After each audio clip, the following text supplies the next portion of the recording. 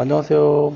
자, 오늘은 일반 임대사업자, 그러니까 오피스텔 일반 임대사업자를 말소를 하고 그 주택임대사업자로 바꾸는 거예요. 그러니까 일반 임대사업자로 갖고 있다가 전세로 바꾸고 싶어요. 뭐 이런 상황입니다. 자, 요즘 그 금리가 높죠. 금리가 높다 보니까 일반 임대사업자로 오피스텔을 매수를 한다든지 분양권을 받아가지고 대출을 받아서 등기를 친 이후에 월세를 쭉 받다가 금리가 너무 높은 거예요. 그러니까 그냥 대출금을 다 갚아버리고 전세로 바꿔야겠다. 이런 경우에 일반 임대사업자에서 그 주택 임대사업자로 바꾼다 그러면 일단 주택수 문제도 있겠지만 그건 나중에 논하더라도 일단 일반 임대사업자에서 주택 임대사업자로 바꾸는 경우에 일반 임대사업자의 부가세 부분을 어떻게 할 것이냐라는 부분에 대한 얘기를 하려고 합니다. 그래서 그림상에 이제 보면은 이제 사례가 지금 네 가지 사례를 제가 한번 준비를 해봤어요. 그래서 그 중에서 오늘은 첫 번째 사례로 일반 임대사업자, 오피스텔 일반 임대사업자를 받은 다음에 1년 동안 이게 실제 있었던 사례입니다. 그래서 이 사례를 가지고 제가 이제 한번 이 방송을 해야겠다 이 생각을 하고 있었거든요. 근데 실제로 이런 사례가 있어가지고 딱 그대로 한번 제가 설명을 좀 드리도록 하겠습니다. 그래서 일반 임대로 1년 동안 500에 50 부가세 별도 받은 거예요.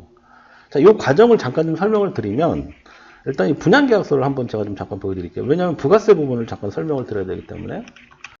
자, 이게 이제 분양권 계약서입니다. 여기 개인정보는 되게 다 가렸어요. 네, 자, 여기 보시면 이게 오피스텔 분양권 계약서인데 총 공급가액이라는 게 있습니다. 총 공급가액. 소위 이제 분양가죠, 분양가. 이게 분양가인데 잘 보시면 대지 가격과 건물 가격이 나와 있고 부가가치세가 나와 있어요. 대지는 부가가치세가 없습니다.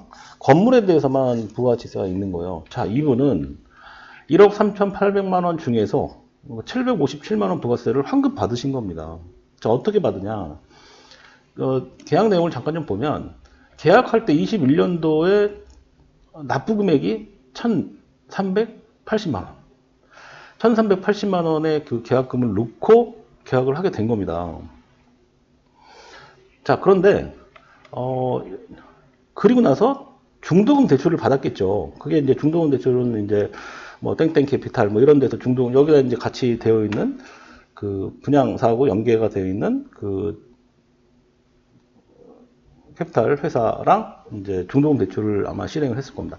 그래서 1차에서 6차까지 실행이 되는 도중에 요 지금 먼저 납부되어 있는 금액, 이제 이 납부되는 금액에 대한 부가세를 환급해줘요. 국세청에서 이제 환급을 해주잖아요. 그 환급을 누구한테 주냐? 이 수분양자한테 해줍니다. 근데 1,300만 원에 대한 10%인 138만 원을 환급해주는 게 아니라 이건 아까 말씀드렸듯이 건물분에 대한 부가세만 환급되는 부분이니까 757만 원. 그러니까 75만 7천 원씩 3개월치씩 아마 이제 환급을 받았을 겁니다. 그러다가 70% 환급을 받다가 나중에 딱 잔금을 하면서 등기를 쳐요. 그러면 이제 등기 치고 난 다음에 이제 조기환급 신청을 하면 나머지 30%가 이제 들어오게 되는 거예요. 그 부가세 부분은 이렇게 구조가 되어 있습니다. 자, 일반 임대예요. 이거는 집이 아닙니다. 지금 설명드리는 건. 자, 그래서 이분이 등기를 치고 나서 500에 50에 부가세 별도인 55만 원씩을 받아서 1년 동안 유지를 했답니다. 네, 물론 대출을 받으셨어요. 등기 칠 때 대출 안 받고 하면 좋죠. 근데 이제 대출을 받아서 하다 보니까 은행의 이자율이 높은 거예요. 지금 현재 2024년입니다.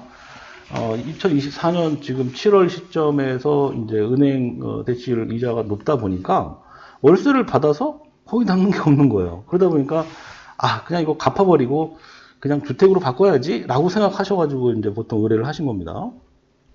자, 그래서 다시 이제 화면에 돌아와서 보면 1년 동안 500에 50에 부가세 별도로 해서 쭉 받다가 이분이 주택임대사업자로 전환을 하고 싶어 하시는 상황인데, 자, 이 경우 두 가지가 있을 수 있어요. 뭐냐면 실제로 이분이 아까 제가 말씀드렸던 그 부가세 부분을 매번 다 받으신 경우가 있고, 아니면 대출을 안 받고 자기 본인 돈을 계속 넣으셨을 수도 있잖아요. 그렇죠? 그래서 부가세를 안 받고 그냥 일반 임대로 하시는 분도 있습니다. 근데 그런 경우 거의 없죠. 왜냐하면 일반 임대를 한다는 거는 부가세를 환급받을 수 있는 요건이 되기 때문에 부가세 보통 받죠. 근데 나중에 주택으로 바꿀까라는 생각을 갖고 계신 분들도 있어요. 그래서 부가세를 안 받고 처음에 등기를 하시는 분도 있습니다. 어차피 일반으로 하던 주택으로 하던 오피스텔은 단일세율이기 때문에 이제 4%니까 단일세율이기 때문에 취득세가 단일세율이죠. 그러다 보니까 어떻게 해도 상관이 없다고 생각해서 이제 보통 받는 경우도 있고 안 받는 경우도 있어요. 부가세를. 자, 부가세를 안 받는 경우라면 되게 간단해요. 왜냐면 주택임대사업자를 갈아탄다 하더라도 주택임대사업자 갈아탄다. 이게 뭐냐면 전세로 들어오게 되면 전세 들어오기 전날까지는 주택임대사업자를 내셔야 되는 거죠. 법이 그러니까요. 자, 여기 잠깐 뒤에 보시면 주택임대소득이 있는 사업자 20일 안에 등록 신청을 안 하면 가산세가 붙는다고 그랬잖아요. 그래서 주택임대사업자 사업 개시일로부터 20일 이내에 사업자 등록 신청 소재지 관할 세무서장한테 제출해라 이렇게 돼 있어요. 그러니까 주택임대사업자는 월세가 되든 전세가 되든 주택으로 쓰는 경우에는 주택임대사업자를 내야 됩니다. 사업 개시일로부터 등록 신청한 날의 직전일, 신청한 날의 직전일까지 주택 임대수요 0.2% 해당되는 금액을 가산액으로 낼 수 있어요. 월세로 받는 경우에 얘기를 하는 겁니다. 전세는 그렇지가 않겠죠.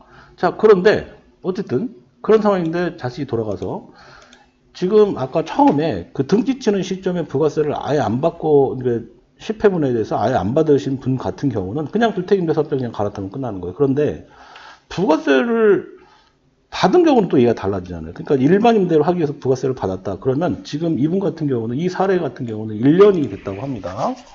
1년 동안 어쨌든 부가세 이제 임차인을 1년 동안 555만 원 이렇게 받아서 부가세 신고를 했겠죠. 분기별로 이렇게 하셨을 거예요. 자, 그런데 이 부가세에 대한 일반 임대사업자 의무 임대 기간은 10년이죠. 그 10년이 지나야지만 부가세에 반환 의무가 없어져요. 근데 그 10년을 이제 20회로 나누는 거예요. 그래서 이거를, 법적 용어가 갑자기 생각 안 나는데, 20회기? 뭐 이렇게 보시면 돼요. 그래서, 계산하는 방법이 이렇게 나오거든요. 그래서 이제 6개월마다 한 번씩 계산을 해가지고, 이제 계산을 해서 이제 부가세를 이제 환급 처리를 해야 된다. 근데 이 경우는 되게 간단하죠. 뭐냐면 딱 1년 만에 부가세를 딱 받고 1년 만에 나간다고 하니까 전세로 이제 지금 갈아타는데 한 1억 정도로 전세를 갈아타는 것 같아요. 그래서 대출받은 금액은 다 상환을 하면서 동시 상환을 하면서 주택임대 사업자로 갈아탄다 이렇게 보시면 되는 거예요. 자, 그래서 부가세를 그러면 일반 임대사업자를 말소를 하면서 부가세를 그럼 언제까지 내냐? 30일 안에 하시면 돼요. 말소하는 날로부터 30일. 이거는 지금 계산이 간단하니까 사례 1 같은 경우는 계산이 간단하기 때문에 설명을 좀 드리면 처음에 봤던 여기 이제 분양계약서를 보시면 지금 여기 같은 경우는 아까 설명이 간단했죠. 왜냐면 들어온 게 10년 동안 유지를 해야 되는데 1년 만에 말소를 하면서 부가세 757만 원 다 받았을 겁니다. 등기 치는 시점에. 그런데 1년 만에 부가세 신고를 이제 반납을 하는 상황이 됐잖아요. 그러면 757만 원에 90%, 그러니까 10% 뺀 나머지 90%만 일반 임대사업자 폐업 말소 후에 한 달 이내만 하시면 됩니다. 네. 인터넷으로 하셔도 되고 직접 관할 세무서 방문하셔가지고 환급 처리, 그러니까 부가세 받은 거 다시 토해내도 된다 이렇게 보시면 될 것 같네요. 자, 오늘은 사례 1번 사실 이 사례 1번이 제일 간단해요. 뭐 일반 임대사업자 사례는 뭐 되게 많잖아요, 종류가. 예를 들어서 오피스텔 들어왔는데 공실로 그러니까 계속 비어 있다가 뭐 이걸 그냥 안 되니까 그냥 팔아버린다든지 매도한다든지 그럴 때 포괄양수를 어떻게 할 것이냐. 포괄양수도 하는 경우도 있고 포괄양수도 안 되는 경우도 있고 하여튼 여러 가지 상황. 그 다음에 뭐 한 몇 년 동안은 이제 세입자 들어와서 그러니까 사업자 세입자죠. 그러니까 세입자가 들어와서 부가세 받고 이렇게 진행을 하다가 또 몇 년 동안 공실을 내다가 파는 경우. 그러니까 이럴 때 부가세를 어떻게 할 것이냐. 그런 상황들. 그 다음에 이제 무실적 신고를 하다가 무실적 신고라고 또 있어요. 실제로 공실인 경우에 무실적 신고 하잖아요. 그러니까 무실적 신고를 하다가 이게 또 매도가 되는 경우 또 어떻게 처리하는지. 하여튼 이런 사례별로 해서 제가 이제 요 일반 임대사업자 부분은 그 몇 가지를 그 방송을 좀 몇 개 올리려고 생각하고 있습니다. 짧게 올리려고 생각하고 있거든요. 그래서 자, 오늘은 일반임대사업자 500에 50에서 주택임대사업자로 갈아타는 내용에 대한 설명을 드렸고요. 주택임대사업자를 내는 방법에 대한 내용은 제가 여기 방송에서 한 번 또 올린 적이 있습니다. 이쪽 내용 보시면 될 것 같아요. 그래서 이 내용까지 오늘 설명드렸습니다. 구독과 좋아요 눌러주세요. 감사합니다.